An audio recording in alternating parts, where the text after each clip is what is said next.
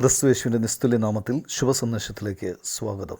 വിശുദ്ധ വേദപുസ്തകത്തിൽ മത്തായി എഴുതിയ സുവിശേഷം 6-ാം അധ്യായം 9-ാം വാക്യത്തിൽ നാം ഇപ്രകാരം വായിക്കുന്നു: നിങ്ങൾ ഈ വണ്ണം പ്രാർത്ഥിപ്പിൻ, സ്വർഗസ്ഥനായ ഞങ്ങളുടെ പിതാവേ, നിൻ്റെ നാമം വിശുദ്ധീകരിക്കപ്പെടണമേ.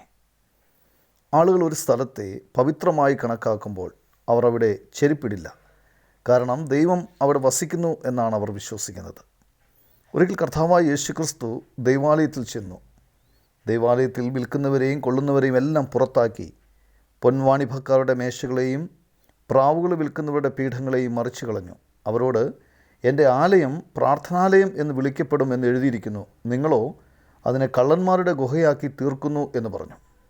ഇതാണ് പാപത്തിൻ്റെ വ്യാപ്തി. പാപിയായ മനുഷ്യൻ ദൈവത്തിൻ്റെ നാമത്തെ വിശുദ്ധമായി കണക്കാക്കുന്നില്ല. മനുഷ്യൻ ദൈവത്തെ തനിക്ക് തുല്യനായി, മനുഷ്യന് തുല്യനായി കണക്കാക്കുന്നു. അത്യാഗ്രഹിയും അഹങ്കാരിയുമായ മനുഷ്യൻ ദൈവത്തിൻ്റെ മന്ദിരത്തെ ഒരു ബിസിനസ് സ്ഥലമായി കണക്കാക്കുന്നു. അതായത് ഒരു കമ്പോളത്തെ പോലെ ചിന്തിക്കുന്നു. കൃത്രിമമായി പണം സമ്പാദിക്കുവാൻ ബന്ധപ്പെടുന്നു. പാപവും അതിൻ്റെ അനന്തരഫലവും നിമിത്തം മനുഷ്യൻ ദൈവകോപത്തിന് പാത്രമായിരിക്കുന്നു. അവർക്കുള്ള ശിക്ഷ നിത്യമായ നരകമാണ്. ഈ ശിക്ഷയിൽ നിന്ന് മനുഷ്യൻ രക്ഷിക്കാൻ വേണ്ടിയാണ് കർത്താവായ യേശുക്രിസ്തു ക്രൂശിൽ യാഗമാക്കപ്പെട്ടത്.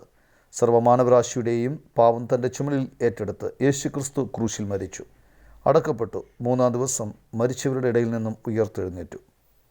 അവനിലുള്ള വിശ്വാസത്താൽ മനുഷ്യന് രക്ഷ പ്രാപിക്കാൻ കഴിയും. ദൈവത്തിൻ്റെ നാമത്തെ വിശുദ്ധമായി കണക്കാക്കണം. നിങ്ങൾക്കും അപ്രകാരം കഴിയട്ടെ എന്നാണ് ദൈവത്തോട് നിങ്ങൾക്ക് വേണ്ടിയുള്ള ഞങ്ങളുടെ പ്രാർത്ഥന.